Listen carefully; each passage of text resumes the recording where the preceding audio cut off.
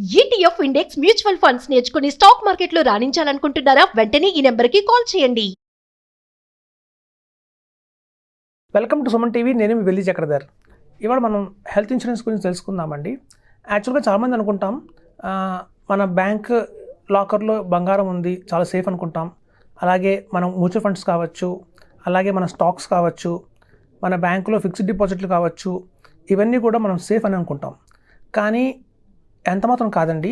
మన బ్యాంకులో గోల్డ్ కానివ్వండి, మన ఫిక్స్డ్ డిపాజిట్లు కానివ్వండి, ఒక్క దొంగ వచ్చాడంటే మాత్రం వీటెవరిని కాపాడలేరు. ఆ దొంగ పేరే క్యాన్సర్. ఎస్, నాకు 20 సంవత్సరాలుగా ఈ ఫీల్డ్లో ఉన్నానండి. నేను చాలా క్లైమ్స్ చూశాను. ఈ క్యాన్సర్ అనేది కనుక వచ్చిందంటే మాత్రం కనీసం 8 లక్షల నుంచి 25 లక్షల దాకా ఖర్చు అవుతుందండి. ఇప్పుడు చూడండి, ఒక 20 ఇయర్స్ బ్యాక్ మన హైదరాబాద్లో చూస్తే కేవలం బసవ తారకమ్మ క్యాన్సర్ హాస్పిటల్ ఒకటే ఉండేది. కానీ ఇవాళ చూస్తే ఓన్లీ క్యాన్సర్ గురించే 7 హాస్పిటల్స్ వచ్చాయండి. ఎస్పెషల్లీ క్యాన్సర్ కోసం కూడా కొన్ని హాస్పిటల్స్ వచ్చాయి. ఒమేగా కావచ్చు, యశోద క్యాన్సర్ ఇన్స్టిట్యూట్ కావచ్చు, అట్లాంటివి. సో దాన్ని బట్టి మీకు అర్థమవుతుంది బయట ఎంతమంది సఫర్ అవుతున్నారు ఈ వ్యాధితో అని చెప్పి. అయితే చాలామంది నాకు డాక్టర్ కూడా ఒక క్లయింట్స్గా ఉన్నారండి. నేను అప్పుడప్పుడు ఒక డాక్టర్ క్లయింట్స్ని కలిసినప్పుడు అడుగుతుంటాను, దీనికి ఏదైనా నివారణ ఉందా, ఏదైనా క్యాన్సర్కి ఏదైనా ప్రివెన్షన్ ఉందా అంటే అంత చెప్పేది ఒకటే మాట అండి, క్యాన్సర్కి ప్రివెన్షన్ అనేది ఏమీ లేదు. మనకి ఇప్పుడున్న అడ్వాన్స్ టెక్నాలజీస్ వల్ల డెత్ రేట్ తగ్గిపోయింది, కానివ్వండి ఆ ట్రీట్మెంట్ కాస్ట్ మాత్రం గణనీయంగా ఎక్కువ ఉంది. ఇప్పుడు చూడండి, దీన్ని రాకుండా ఉండడానికి మనకి తీసుకుంటాల్సిన జాగ్రత్తలు అనేది మోస్ట్లీ చెప్పేది ఏంటంటే ఒక ఆల్కహాల్ తగ్గించడము, లేదా జంక్ ఫుడ్ తగ్గించడము అనేది చెప్తారు. ఇప్పుడు చూడండి, మనకి జంక్ ఫుడ్ అనేది ఎలా ఉంటుందంటే మైదాపిండి. ఇప్పుడు చూడండి, మనకి చిన్నప్పుడు మనం ఏదైనా పుస్తకాలకి అట్టలు వేసుకున్న వలన, అలాగే ఏదైనా గాలిపటం తయారు చేయడం కన్నా మనం మైదాపిండిని గమ్గా వాడేవాళ్ళం. ఇప్పుడు చూడండి, అలాగే సినిమా పోస్టర్స్ అంటించడానికి కూడా మైదాపిండి వాడతారు. మైదాపిండి అనేది ఒక గమ్లాగా ఉంటుందండి. ఇప్పుడు మనం తింటుంది ఏంటంటే చాలామంది పిల్లల నుంచి కూడా ఈ బర్గర్స్ అని, లేకపోతే సమోసాలని, ఇట్లాంటివి మనకు తెలియకుండానే బిస్కెట్స్ అన్నిట్లోనూ మైదాపిండి, కేక్స్, మైదాపిండి ఎక్కువ కన్సంప్షన్ చేస్తున్నాం. ఇలా ఎక్కువ మైదాపిండి కన్సంప్షన్ చేస్తున్నప్పుడు ఏమవుతుందంటే మన బాడీలో ఎక్కడో ఒక చోట ఈ గమ్లాగా అతుక్కుపోతుందండి.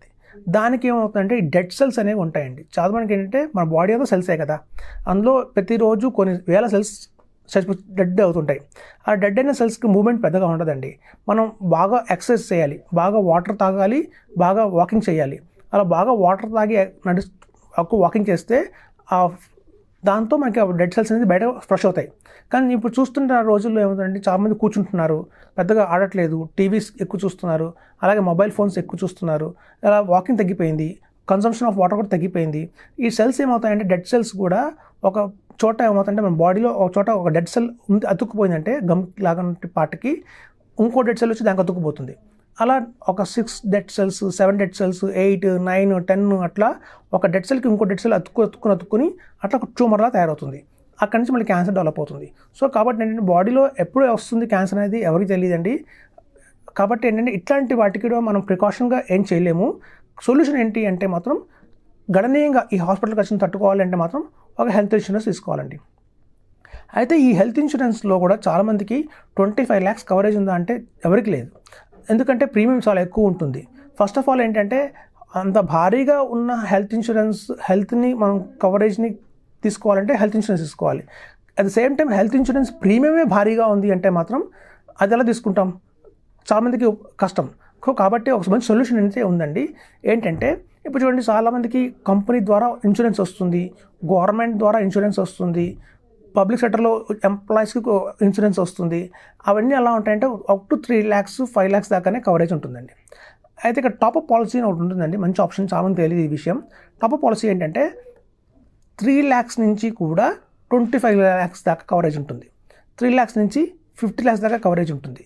సో ఈ టాపప్ పాలసీ అనేది ఎలా వర్క్ అవుతుందంటే అప్ టు 3 lakhs దాకా మన కంపెనీ ఇచ్చిన ఇన్సూరెన్స్ వాడుకోండి, లేదా గవర్నమెంట్ నుంచి వచ్చిన ఇన్సూరెన్స్ వాడుకోండి, లేదా అసలు మనం క్యాష్ రూపంలో కూడా ఇచ్చినా పెద్ద ప్రాబ్లం లేదు.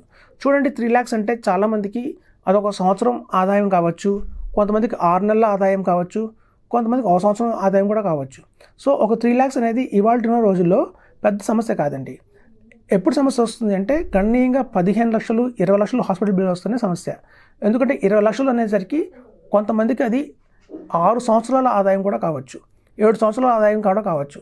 అలా 7 సంవత్సరాల ఆదాయం ఒక్కసారిగా తీసుకురావాలి అంటే అది చాలా అసాధ్యమైన పని. సో కాబట్టి ఏంటంటేనండి, మనం చెప్పేది ఈ హెల్త్ ఇన్సూరెన్స్లో టాప్ పాలసీ ఎలా ఉంటుందంటే 3 lakhs నుంచి కవరేజ్ స్టార్ట్ అయ్యి 25 lakhs దాకా కవర్ చేస్తారు. ఇట్లాంటి పాలసీ తీసుకున్న వల్ల లాభం ఏంటంటే ప్రీమియం అనేది గణనీయంగా పడిపోతుందండి. ఇప్పుడు చూడండి, ఫర్ ఎగ్జాంపుల్ చెప్తాను. ఒక 40 సంవత్సరాలు ఉన్న వ్యక్తి, అతని భార్య, 2 పిల్లలు ఇలాంటి టాప్ పాలసీ తీసుకుంటే ఎక్కడైతే 3 lakhs నుంచి 25 lakhs దాకా కవరేజ్ ఉండే పాలసీ తీసుకుంటే ప్రీమియం వచ్చి కేవలం 5,000 రూపాయలు మాత్రమే. కేవలం 5,000 రూపాయల నుంచి 6,000 రూపాయలు సంవత్సరానికి అండి. అంటే నెలకి ఎంత పడిందంటే కేవలం 500 రూపాయలే. సో 500 రూపీస్ అనేది పెద్ద అమౌంట్ కాదు కదా ఇవాళ రోజుల్లో. సో కాబట్టి ఏంటంటేనండి, ఇట్లాంటి టాప్ పాలసీస్ ఎలా ఉంటుందంటే మన కవరేజ్ ఏమో హైగా ఉంటుంది, కట్టాల్సిన ప్రీమియం చాలా చాలా సింపుల్ ప్రీమియంగా ఉంటుంది. అంత వయసులో కూడా సపోజ్ మీరు 65 సంవత్సరాలు వచ్చాయి, ఒక వైఫ్ హస్బెండ్ కూడా ఇట్లాంటి పాలసీ తీసుకుంటే ప్రీమియం వచ్చి సంవత్సరానికి 10,000 మాత్రమే ఉంటుంది. సో సంవత్సరానికి 10,000 మనం ఇలాంటి పాలసీస్ పెట్టుకోవడం వల్ల లాభం ఏంటంటే గణనీయంగా వచ్చిన ఆర్థిక ఇబ్బందుల్ని మనం తప్పించుకునే వాళ్ళం అవుతాం. ఇప్పుడు చూడండి, ఇలాంటి పాలసీస్ ఎలా ఉంటాయంటే అప్ టు 65 years దాకానే కవరేజ్ ఉంటాయి. రీసెంట్గా నాకు ఒక కాల్ వచ్చిందండి. ఆయన కాల్ చేశారు, నాకు హెల్త్ ఇన్సూరెన్స్ కావాలండి, మా బ్రదర్ ఇన్ లా ఎవరైతే ఉన్నారో ఆయన హాస్పిటల్లో అడ్మిట్ అయ్యారు, క్యాన్సర్ వచ్చింది, ఇప్పటి దగ్గర 26 lakhs దాకా ఖర్చు అయింది, సో నేను పాలసీ తీసుకుందాం అనుకుంటున్నాను అని చెప్పారు. ఏజ్ ఎంత అని అడిగితే 67 years అని చెప్పారు. చూడండి, ఇలాంటి పాలసీస్ని మనం 67 years వచ్చినప్పుడు మనం ఇవ్వలేం. దీనికి ఒక కట్ ఆఫ్ అనేది ఉంటుంది. అంటే ఈ పాలసీ ఎంట్రీ ఏజ్ వచ్చి కేవలం 65 years మాత్రమే పెట్టారు. అంటే 65 years వచ్చేదాకా మనం ఈ పాలసీ తీసుకోవచ్చండి. ఒకసారి 65 years క్రాస్ అయినాయా ఈ పాలసీ మనం ఇవ్వలేం. ఎప్పుడైతే 65 years లోపు కనుక ఈ పాలసీ తీసుకుంటే రెన్యూల్ మాత్రం లైఫ్ లాంగ్ చేసుకోవచ్చండి. మనం 70 ఏళ్ళు వచ్చినా 75 ఏళ్ళు వచ్చినా కూడా ఈ పాలసీని రెన్యూల్ అయితే చేసుకోవచ్చు. కానీ మనం ఈ పాలసీ తీసుకునే నాటికి మన వయసు మాత్రం 65 ఏళ్ళు దాటకుండా అయితే ఉండాలి. సో కాబట్టి నేను చెప్పాను సార్కి, మీకు 67 years వచ్చాయి కాబట్టి మేము ఈ పాలసీ ఇవ్వలేకపోతున్నామని చెప్పాను. సో కాబట్టి చూడండి, అవసరం మన కంటి ముందు కనిపించేంత వరకు దాని ఇంపార్టెన్స్ మనకు తెలియదు. కాబట్టి ముందే మనం గ్రహించి ఇట్లాంటి పాలసీస్ తీసుకోవడం వల్ల మీకు అధికంగా లాభం ఉంటుంది. ఇట్లాంటివి ఏదైనా ప్రమాదం శాతం మనకు ఏదైనా తెలియకుండా కనుక ఏదైనా క్యాన్సర్ కానివ్వండి, బ్రెయిన్ ట్యూమర్ కానివ్వండి, ఏదైనా లంగ్స్ ఇన్ఫెక్షన్ వచ్చి లంగ్స్ క్యాన్సర్ కానివ్వండి, ఇట్లాంటివన్నీ వచ్చినా కూడా ఆదుకుంటుంది. అదే కానీ మనం కోవిడ్లో కూడా చూసాం, చాలా హాస్పిటల్స్ భారీగానే తీసుకున్నాయి. 8 lakhs 10 lakhs దాకా కూడా ఈ స్టెరాయిడ్స్ అని వాడి ఇన్సూరెన్స్ క్లెయిమ్ చేశారు. సో కాబట్టి మనకి 5 lakhs మించి ఎంతన్నా ఇన్సూరెన్స్ కంపెనీ వాళ్ళు ఏ విధంగా వచ్చినా కూడా, అది ఓన్లీ క్యాన్సరే కాదండి, నాకు ఏదన్నా ఇష్యూ వచ్చినా కూడా, పెటెటిక్ క్యాన్సర్, పొటెస్ట్ క్యాన్సర్ కావచ్చు, ఏదైనా సరే వచ్చినా కూడా మనకి అందుబాటులో ఉంటుందండి. ఒకవేళ బై భారీగా యాక్సిడెంట్లో మనకి నర్వస్ దెబ్బతిన్నా కూడా ఈ పాలసీ అనేది కవర్ అవుతుంది. సో కాబట్టి ఎలాంటి హెల్త్ ఇష్యూ వచ్చినా కూడా మనకి 3 lakhs నుంచి 25 lakhs దాకా కవరేజ్ అనేది పెట్టుకోండి. తక్కువ ప్రీమియంలో కావాలి అంటే మాత్రం టాప్ పాలసీ తీసుకోండి. సో ఫస్ట్ ఈ 3 lakhs మనం పాకెట్లో నుంచి క్యాష్ రూపంలో ఇచ్చామా, లేకపోతే ఏదైనా కంపెనీ ద్వారా మనకి వచ్చిన ఇన్సూరెన్స్ని వాడుకున్నామా అనేది వాళ్ళు అడగరండి. కేవలం వాళ్ళు చూసేది ఒకటే, హాస్పిటల్లో బిల్లు 3 lakhsకి దాటి ఎంతైతే ఉందో అంత అమౌంట్ కూడా మనం దీని ద్వారా తీసుకోవచ్చు. అయితే ప్రీ ఎగ్జిస్టింగ్ డిసీజెస్ అనేది ఒకటి ఉంటుందండి. అంటే ఇప్పుడు చూడండి, ఆల్రెడీ మనం పాలసీ తీసుకున్న టైంకి మన బాడీలో షుగర్ కానివ్వండి, బీపీ కానివ్వండి, థైరాయిడ్ కానివ్వండి, ఇట్లాంటివి ఏమైనా ఉన్నాయా అని దాన్ని పీఈడీ అంటారు, ప్రీ ఎగ్జిస్టింగ్ డిసీజెస్. సాధారణంగా అన్ని పాలసీస్లో ఎలా ఉంటుందంటే ఈ పీఈడీ అనే దానికి 3 years వెయిటింగ్ పీరియడ్ ఉంటుందండి. అంటే మనం పాలసీ తీసుకున్న వెంటనే ఈ పీఈడీస్ అనేది కవర్ కావు. 3 సంవత్సరాలు ప్రీమియం కట్టిన తర్వాత 4వ సంవత్సరం నుంచి ఈ పీఈడీ కూడా కవర్ అవుతుంది. సో ఇట్లాంటి టైంలో ఈ టాప్ పాలసీలో ఏమవుతుందంటే ఇలాంటి పీఈడీస్కి కేవలం వెయిటింగ్ పీరియడ్ వచ్చేసి 1 year మాత్రమే. అంటే మనకు ఆల్రెడీ డయాబెటిక్ ఉంది, ఆల్రెడీ హైపర్ టెన్షన్ ఉంది, లేకపోతే థైరాయిడ్ ఉంది, ఇట్లాంటి వాటికి సంబంధించిన ఫ్యూచర్లో ఏదైనా అనారోగ్యం వస్తే వెయిటింగ్ పీరియడ్ వచ్చి ఓన్లీ 1 year అండి, తర్వాత నుంచి కవర్ అవుతాయి ఇవన్నీ. సో మీకు ఇంకో అదర్ అడ్వాంటేజ్ ఏంటంటే income tax benefit section 80D కింద ఈ ప్రీమియం ఎంతైతే కడుతున్నామో దాన్ని మనం ట్యాక్స్ క్లెయిమ్ కూడా చేసుకోవచ్చు. అయితే ఇట్లాంటి పాలసీస్ కూడా చాలా ఉన్నాయి కాబట్టి మార్కెట్లో మంచి టాప్ పాలసీ తీసుకోండి. గణనీయంగా ఏదైనా ఆర్థిక ఇబ్బంది వస్తే అది 25 lakhs కావచ్చు, 50 lakhs కావచ్చు, 75 lakhs కావచ్చు, ఈ పాలసీస్ ఉపయోగపడతాయి. సో ఇందులో మ్యాక్సిమం సమ్ అష్యూర్డ్ వచ్చి 1 crore దాకా కూడా ఇస్తారండి. సో 1 crore దాకా కూడా మన పాలసీ అనేది తీసుకోవచ్చు. సింగిల్ ఏసీ రూమ్ అయితే ఎలిజిబిలిటీ ఉంటుంది. ఇప్పుడు చూడండి, చాలామందికి సమ్ అష్యూర్డ్ బట్టి రూమ్ ఎలిజిబిలిటీ అనేది ఉంటుంది. సో ఈ టాప్ పాలసీస్కి ఎలా ఉంటుందంటే అండి, మనం 5 lakhs నుంచి కనుక తీసుకుంటే సింగిల్ ఏసీ రూమ్ అనేది ఎలిజిబిలిటీ అయితే ఉంటుంది. సో కాబట్టి ఈ టాప్ పాలసీ నెగ్లెక్ట్ చేయకుండా మనం తీసుకోవడం వల్ల మనం ఆల్రెడీ మన సేవింగ్స్ ఏవైతే ఉన్నాయో, బ్యాంక్ ఎఫ్డీస్ కావచ్చు, అలాగే మన గోల్డ్ కావచ్చు, అలాగే మనకున్న ఈ ల్యాండ్స్ కావచ్చు, ఇలాంటి మన సేఫ్ గార్డ్గా ఉంటాయండి. కాబట్టి మనం టాప్ పాలసీ తీసుకోవడం నేను రికమెండ్ చేస్తున్నాను స్ట్రాంగ్గా.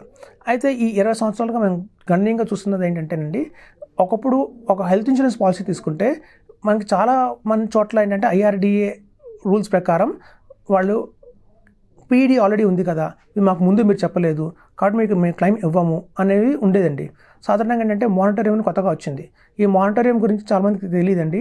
ఇది కొత్తగా వచ్చిన అది 2021 తర్వాత కనుక ఎవరైతే పాలసీస్ తీసుకుంటారో, హెల్త్ పాలసీస్ తీసుకుంటారో వాళ్ళు ఒకవేళ చెప్పినా పొరపాటున చెప్పకపోయినా సరే ఆ వచ్చిన 5 ఏళ్ల తర్వాత దానికి సంబంధించిన వ్యాధి ఏదైనా వస్తే మాత్రం కంపల్సరీగా ఇవ్వాలి, అంటే క్లెయిమ్ ఇవ్వాలని కొత్త రూల్ వచ్చిందండి మానిటరియం కింద. సో ఒకప్పుడు 8 years పెట్టారు, దాన్ని కడీగా 5 yearsకి తగ్గించారు. ఇప్పుడు చూడండి, ఒక క్లెయిమ్ రిజెక్ట్ చేయకూడదు. ఏ మాట చెప్పి క్లెయిమ్ రిజెక్ట్ చేయకూడదు అంటే ఇది ఆల్రెడీ మీ బాడీలో ఉంది, మీ ముందు మాకు చెప్పలేదు కాబట్టి మేము క్లెయిమ్ రిజెక్ట్ చేస్తున్నాం అన్నమాట. మనం 5 years కంటిన్యూస్గా ఉన్న పాలసీకి చెప్పకూడదు అని చెప్పి IRDA కొత్త రూల్ పట్టుకొచ్చిందని మానిటరియం. సో మానిటరియం 5 years తర్వాత మీకు ఆల్రెడీ ఏమైనా డిసీజెస్ ఉన్నా మనం డిక్లేర్ చేసినా చేయకపోయినా కూడా మనకు కవరేజ్ అనేది లభిస్తుంది. కాబట్టి అందరూ కూడా ఈ పాలసీస్ తీసుకోండి, మంచిగా హ్యాపీగా ఉండండి చెప్తున్నాను. Thank you. సుమన్ టీవీలో మీ పర్సనల్ అండ్ బిజినెస్ ప్రమోషన్స్ కోసం కింది నెంబర్కి కాంటాక్ట్ చేయండి.